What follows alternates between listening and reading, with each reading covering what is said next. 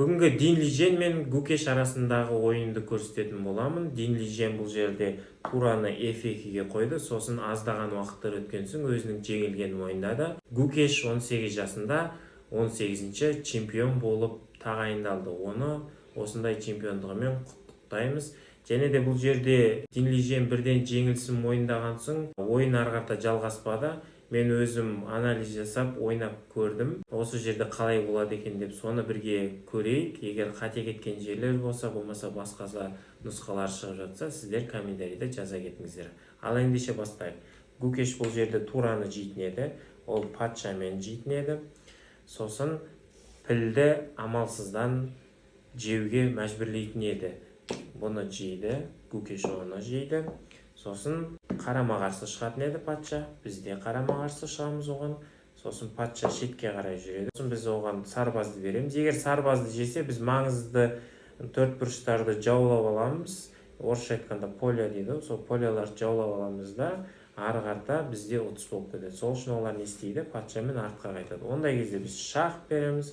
Ол тағы да алдын жабады. Біз патшамен жақындай түсеміз. Ол артқа жүреді. Біз жақындай түсеміз, қарама-қарсы шығады. Осы кезде шах береміз. Ол не істейді? Жабады. Егер бұлай жүретін болсақ, онда пат болады, яғни тең болады. Сол үшін біз пешканы береміз. Ол жүреді. Біз не істейміз? Ақ патшаны ығыстыра түсеміз.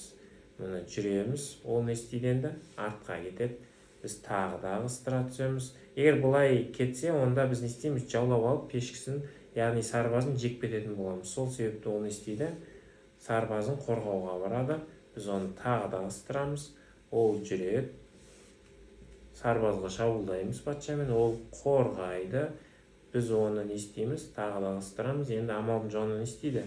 Артқа кетеді. Біз оны жейміз. Ол жүреді.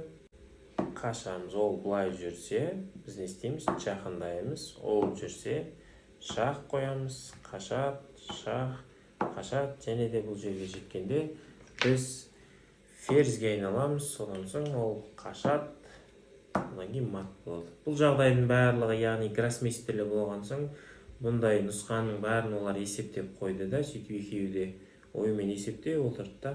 Динлижен өзінің ұтылғанын түсінді, Гукеш өзінің ұтқанын түсінді. Ал енді сіздер видео ұнаса лайк басып тіркеле кетіңіздер, болмаса өздеріңіздің нұсқаларыңыз жаза кетіңіздер. Бұлай жүрсе қалай болар еді деген сияқты